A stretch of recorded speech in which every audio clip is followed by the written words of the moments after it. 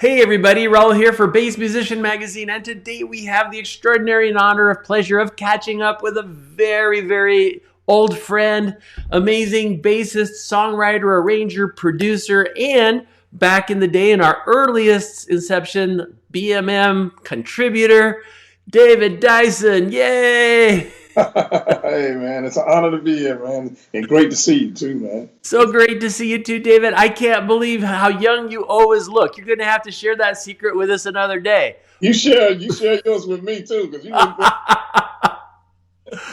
But anyway, going on to what we want to talk about. How did you get started in the realm of music and particularly on bass? Well, it's funny, I was just sharing that with some band members this past week. I played, because we played the Blue Note Napa. And, on the wall they have all these different horns, French horns and euphoniums and baritones and trumpets and stuff. And I said, that was my very first instrument, the baritone, euphonium. And it's only because I wanted to play an instrument. I actually wanted to play sax. Mm-hmm. And I guess, my parents didn't know, and neither did I, that you have to, if you're going to rent one, you got to get, you got to do that way in advance before this, school starts and all that stuff. So they were all rented out, and they weren't going to buy one. That's cost investment for somebody just trying to find their way. So, they just took me up the first day of school and to the music room, and the music teacher was like, "Well, we have this in the closet," and it was nobody's playing this. It was the baritone, the euphonium. So I was like, "All right, cool. I'll learn it. Whatever, Yeah. So that's when I started reading bass clef. So. I was doing that all through, up to high school. I made it to the Prince George's County Orchestra, and I got superior ratings on my instrument and everything. But it just, I was also listening to a lot of music, as a kid growing up, so. I wanted to play bass. My parents would give me the things you could tear up really quickly from Toys R Us. Their guitars, drums, musically from there. It may last. If it lasts a week, you're good. So I've got drum sets, guitars, etc. And I tear those up. And then, of course, I was listening to Larry Graham and all.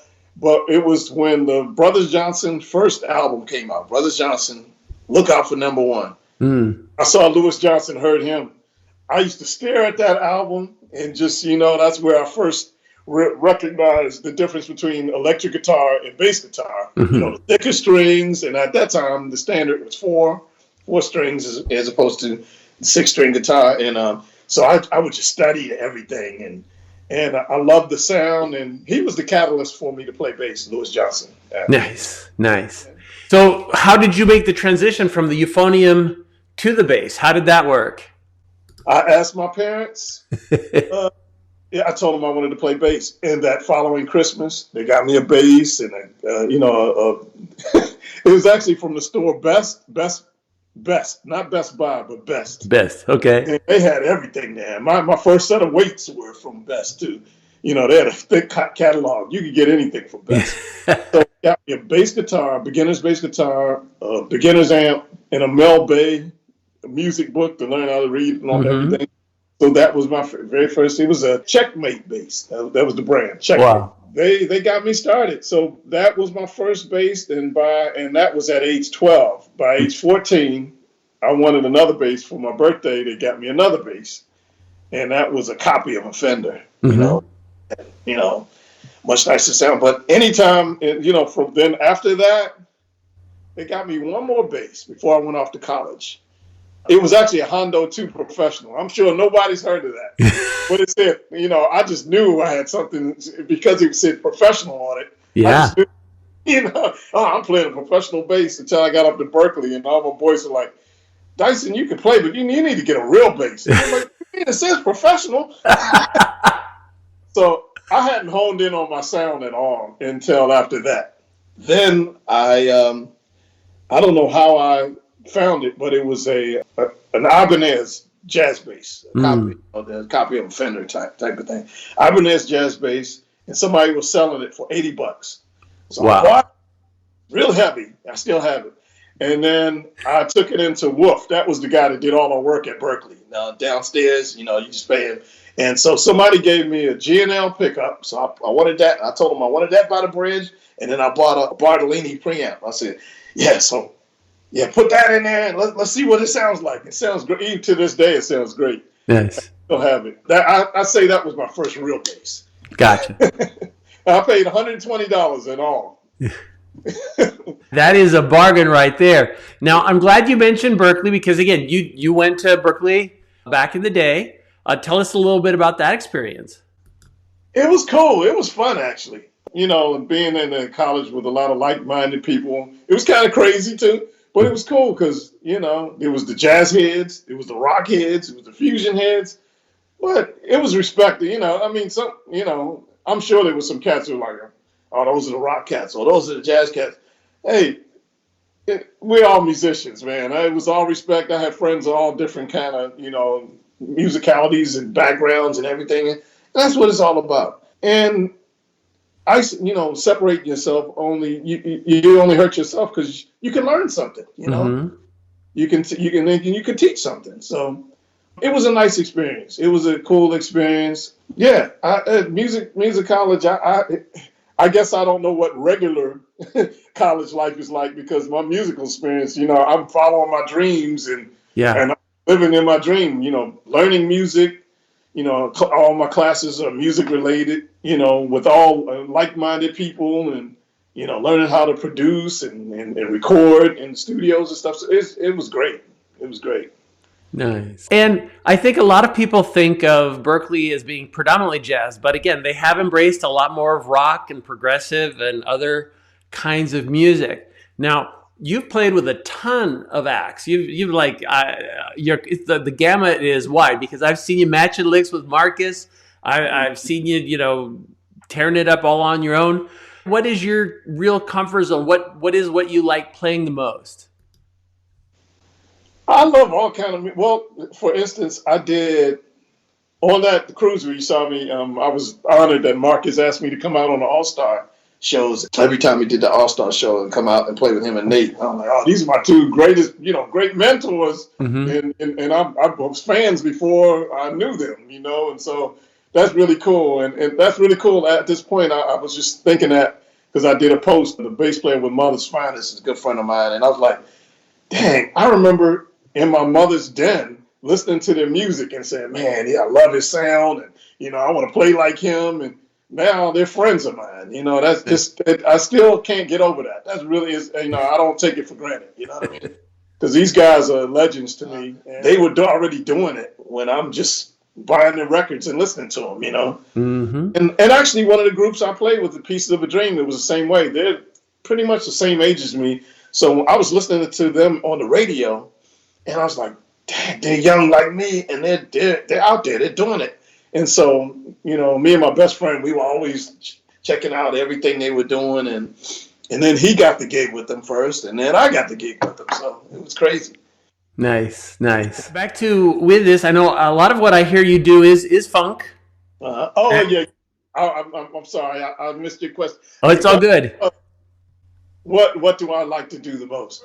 Well, if you ask me what I want to do the most, I just want to groove. I don't care about soloing, to be honest. I really don't. I could go all night. I could do every gig without soloing. I love to groove. Mm-hmm. If I can make everything feel good, that's what I love to do.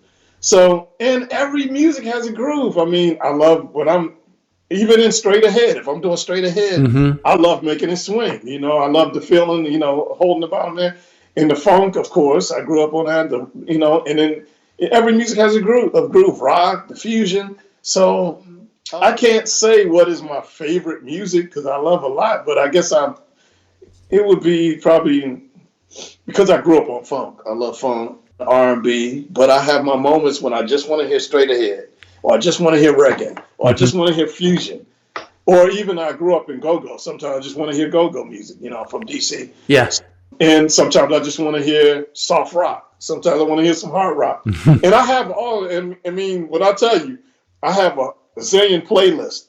So sometimes when I'm driving, I just want to hear some I want to hear classic rock, or I want to hear, And what I like doing now is going back and grabbing some songs that I grew up with, that were coming up during my time that I missed. So that's what I'm doing now. I like whether it be fusion or rock or soul or fusion, or straight ahead. I want to catch.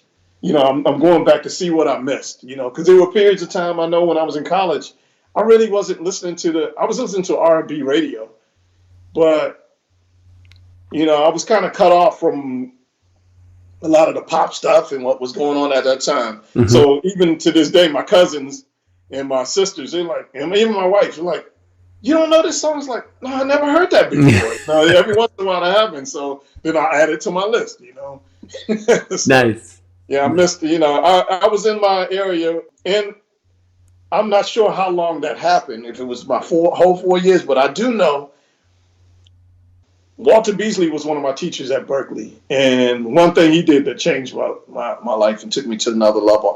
I was in one of his jazz ensembles, so we were in there playing straight ahead, and then we stopped and he called me out in the hallway and he said, "You're walking the bass lines, but it's not swinging," and I was frustrated. He's like, "You just got to listen more. Just listen more. Go listen to some more shit." And so I was just taking pieces of stuff, but I finally said, "Okay, I'm not gonna listen anymore. Fusion or funk or rock. I'm just gonna focus on straight ahead and do more homework and listen to all these cats, and for the next couple of weeks." And it finally hit me. I was like, I get it. It's just like with any other music. It's a feeling. Mm-hmm. It's a feel. It's a feel thing. Once you get the feel of something, I really get it. There's a lot of people who play cliche lines and cliche licks and this and that, but if you play them with feeling, you can play something that's not cliche or something, any lick, but as long as it has feeling, you can play a mistake. If it has feeling, I'll leave it on the record. Yeah. Yeah. I credit Walter Beasley for helping me with that, pushing me in that area. Very nice. Well, and since you're mentioning sound, and of course, one of my fondest memories of NAMM shows is running into you with your gig bag on your back, and I know there's a Skjold bass in there somewhere. Right. How are you getting your sound? What are you playing on? Those are still my favorite basses ever. I've got a couple toy basses, some bass mods, and this that and they record well and stuff. But my signature 5 Skjold bass, I just love it because I can do everything with it. I can do all gigs with them. Whether it be straight ahead, I can get a sound on one. Whether it be fusion, whether funk or rock, I have more than enough bottom. I have more than enough crisp highs, so I can it's better. I always thought it is better to roll off what you don't need than to, not have what you need. Exactly. And that's what I've always wanted in a bass until I got my Skjold. I'm like, oh, now I'm straight. So I really don't, and there's a lot of nice basses out there, but as far as being versatile, that's it. That's it. So I'm happy with. So, it has a giant John East retro preamp, and then he calls it the Dyson cut on now 92 offset. I'll take that. Yeah.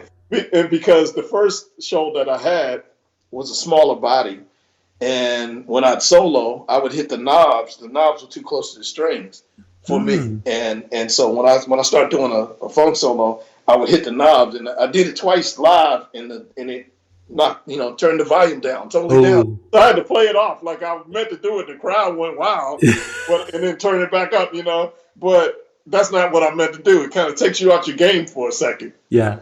And that happened like twice, and I was like, okay, I can't do this. I need it, but the bass sounds killer, and I still have it. It's my first Skjold, but then he made a wider cut, where the knobs are further away, and it's perfect now. Nice. And are there other elements or other things that you use that help you get your iconic sound? Not really. Just EQing it the way I want, with not too many mids, and I'm pretty much. What is it, like 4 selector EQ switch?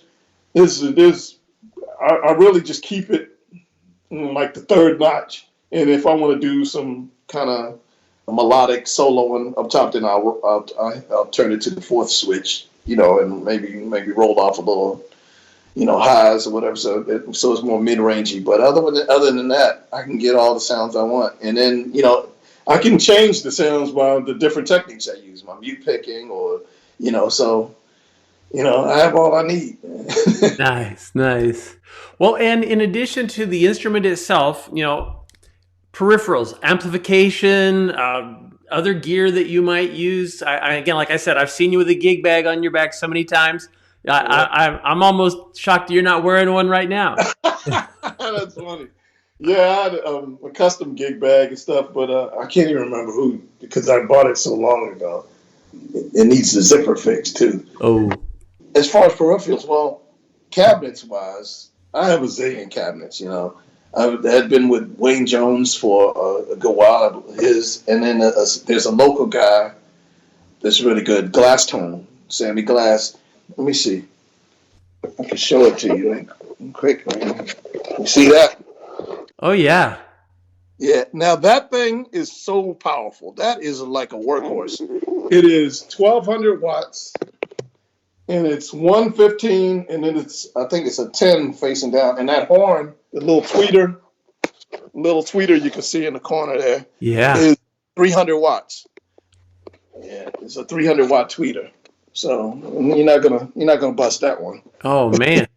Yeah. So it sounds great, man, and it's light. It's very light. I mean, you could pick it up like a bread box. The guy does some great cabinets too. I just got the new Shure wireless. The new Shure wireless. Okay. Because when I was on the boat with Marcus and Nate both had the Shure rack mount. And their bassist sounded so fat. And I was like, all right, I'm up here sounding like a banjo with my little plug and play thing.